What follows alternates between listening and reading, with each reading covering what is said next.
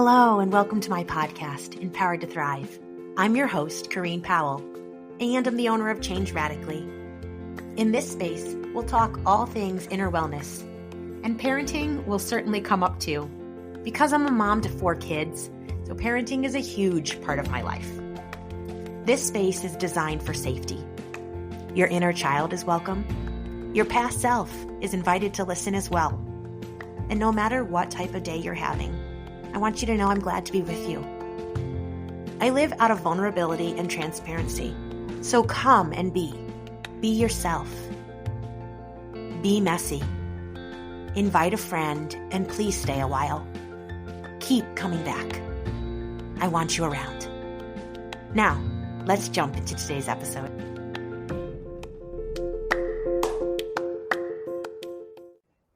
Hi, friends. I'm glad to have you here with me. And were you able to listen to last week's episode on supporting yourself while grieving? If not, that's okay. You can listen to today's and it'll be helpful in and of itself. Or you can go back and listen to last week's if you'd like. Today we're going to touch on a different element of grief, the aspect of compounded grief. And before we jump into that, how has your week been? And how are you doing? I hope all is well, but I also know that the way life goes, there's so many ups and downs that I'm certain you've all had your share of struggles, as I have. And in this moment, as much as we can, let's put that to the side and let's just focus in on ourself. Focus on yourself. Focus on supporting yourself in this moment, in absorbing whatever is meant for you in this episode.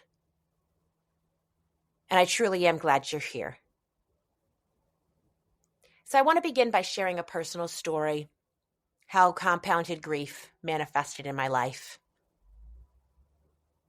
About 9 years ago, I discovered I was pregnant with my 3rd child. At the time, I had 2 other young children. They were only 17 months apart. So my oldest daughter was 2.5, and my son had just turned a year old, and I discovered I was pregnant a 3rd time. In addition to that, I was taking care of my nephew. I was his daycare provider, so he was with me all day, every day. And I was stretched. The hardest part about discovering I was pregnant was that I also was feeling very sick.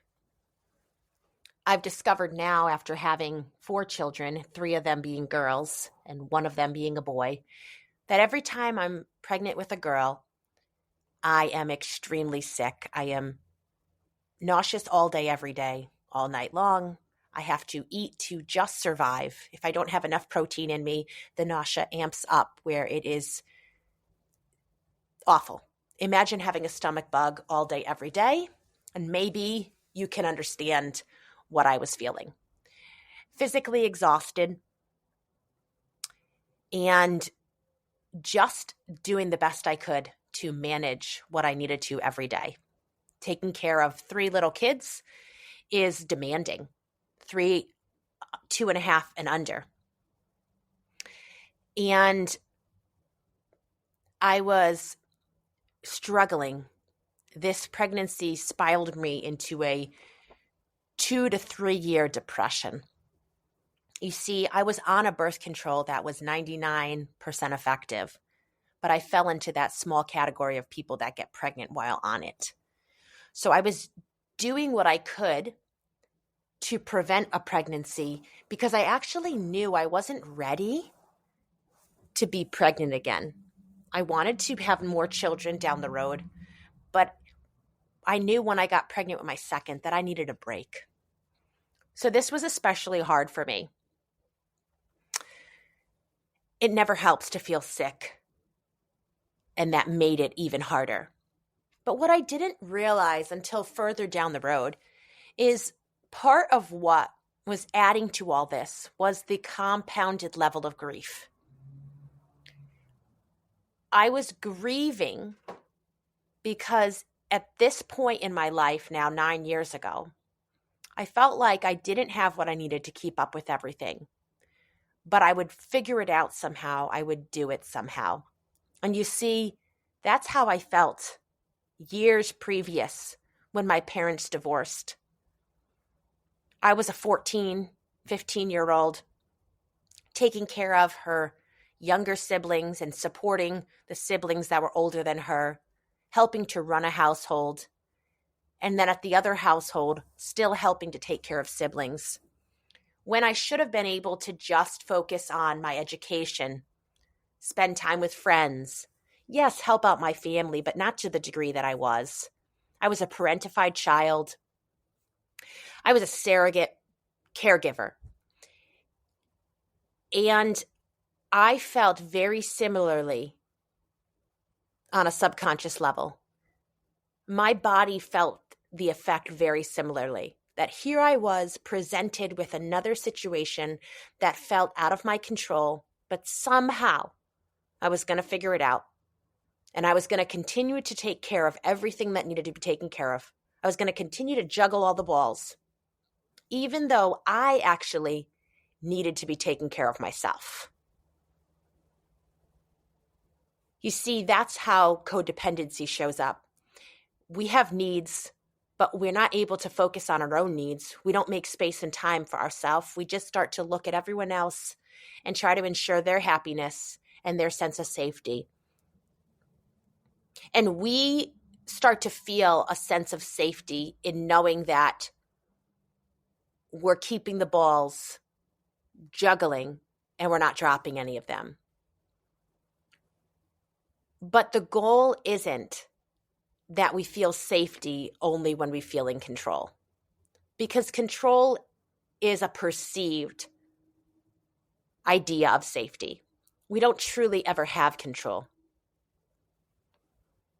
And so I felt like I was managing and I was keeping up with my household and I was keeping the children fed and safe and healthy. My husband was able to work. But all the while, I, in my body, was feeling out of control,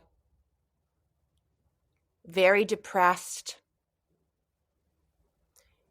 and wishing I had a way out, but feeling powerless to it all. Now, I chose into that pregnancy in the sense that once I discovered I was pregnant, I determined that I was going to carry to term. That was my personal decision, and my heart was invested in it. I chose into that. There were other things I was choosing into. I chose to continue to take care of my nephew when his mother was willing to find a different daycare provider. I chose into continuing to keep up my house in the way that I thought was most presentable. I was pretty anal about cleaning it. I've learned over the years that it's okay to let things go. I chose to continue to push down my own needs because I didn't know how else to manage. And in all of that, the younger parts of me were aching for a relief. They were aching for me to recognize that my needs did matter, that I was important, that other people could figure out other ways to manage if I wasn't able to keep up with it all. But none of that felt true to me. And so I just kept going day in and day out. But within myself, I felt such despair. And when my third born was born, precious little girl, so grateful to have her. I physically felt better because I was no longer sick. But emotionally, I was still reeling. Now I had 4 children, 3 and under. My oldest had just turned 3 2 months before my youngest was born. And I was still saying, I'll take care of my nephew when his mother was open to finding a different daycare provider. I was still trying to keep up with everything. And I continued to do that until certain things got taken off my plate without me choosing. And in that, I felt heartache. Because remember, I was trying to keep everything the way I wanted it to be, because that's how I felt safe. I didn't really want things to change, because change can be hard. Change can be painful. But the truth is, I needed things to change, and I'm glad for the people that decided things out of my control, because it's what I needed. I needed to stop doing as much. I needed to stop taking care of everyone else. And I needed to start creating space and time for me. And sometimes we're going to experience people outside of ourselves making decisions that we initially kick and scream at and we get angry about. But in the end, in the long run, it's for our benefit. It's actually serving us. So in hindsight, I'm thankful for it, even though in the moment it was heart-wrenching.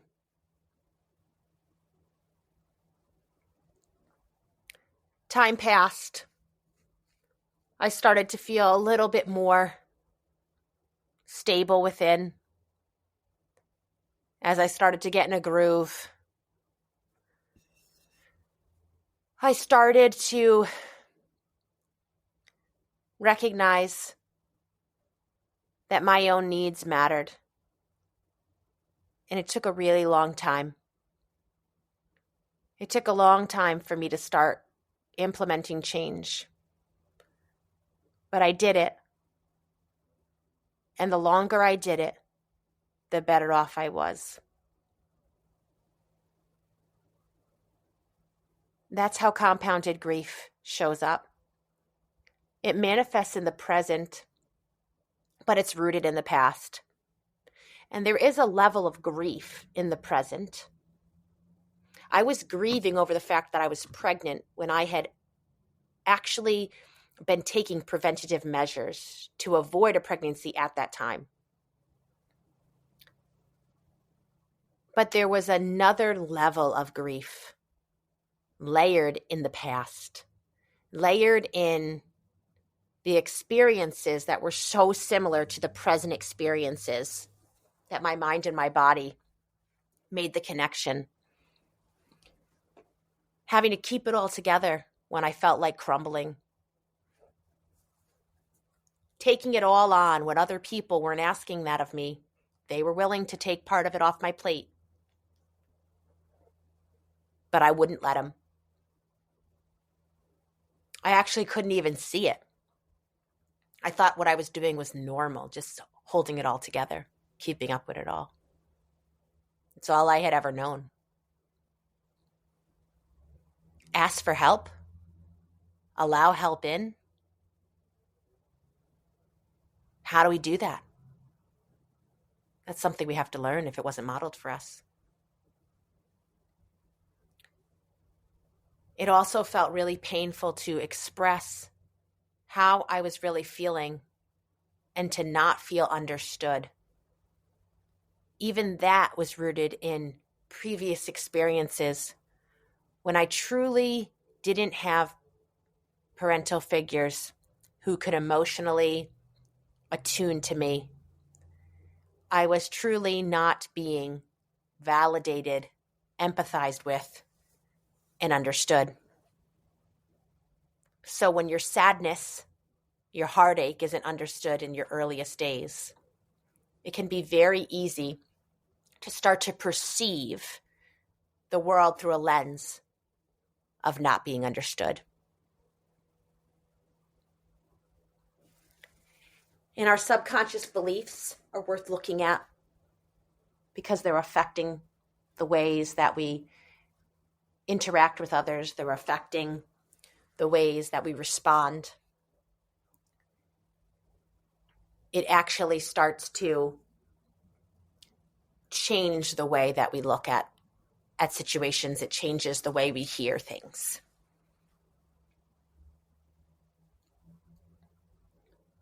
So how is it for you?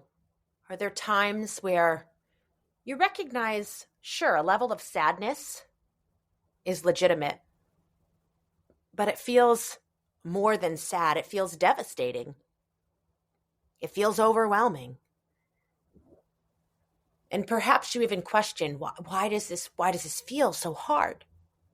And it may or may not be a compounded level of pain. It may not be compounded grief for you. I bring up my story, though, to illuminate what is possibility. And the more that I was able to understand that there was a past part of myself that was still hurting in the present day, the more I was able to offer self-compassion and reparent that past part of myself. And that translated into the present and helping me to feel more stable. It helped me to heal. And has it taken years? Is there still layers to it? Definitely. But over time, the grief has lessened as I have been able to offer healing and compassion and care to those younger parts of myself. I've learned how to ask for help and how to receive help. I've learned how to let some of the balls drop. I've learned that there are times when you are not going to be able to keep up with it all, and that's okay. That there's so much of life that is meant for the receiving. Giving is wonderful, and receiving is also wonderful. Both are necessary to sustainable living. So as you've heard my story today, I hope that you'll reflect on it for yourself. And if this is an area that you'd like to look into more deeply and you want support in, I would be glad to come alongside you and help you process your pain and your grief, help you to release some of the stored trauma that your body is holding on to, so that you are able to thrive in the present, so that you're able to enjoy your present life. And maybe some of the grief you're presently feeling, you're not going to be able to bypass, and that's all right. But if there's a past layer of grief that you're able to heal from, the present grief will feel less painful because you won't have the compounded emotion. I say that knowing it's possible, having experienced it myself and having walked other people through it. No, you are deserving of loving support. You are deserving of care. It's okay to not be able to keep the balls all up in the air. It's okay to let some of them drop. It's going to feel uncomfortable. It's going to be really hard to not keep juggling it all. But your job is not to juggle it all. Your job is to receive and to give. To give and to receive. Who can you allow in to catch some of those balls as you drop them? Consider that person and maybe take the first step in initiating the receiving. Thank you for listening to a bit of my story. And if there's any way I can support you, please don't hesitate to reach out. Go to my website, changeradically.com, if you'd like to take steps to set up a discovery call. I'm wishing you well, and I hope to see you back here next week.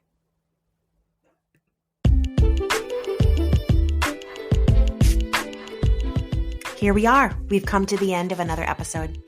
Sit back and reflect on what you heard. What's the one thing that resonates with you that you can take away and do something with? Let's not just listen. Let's listen and take action. Now, action may look very different for us, but it's doing something with what we hear. I hope that you'll share today's episode with a friend that you think would also enjoy it. And please come back next week. I hope that you have a fabulous week and that you remember when you pillow your head at night, when you're going through your days, that who you are is good. And I'm glad that you're alive.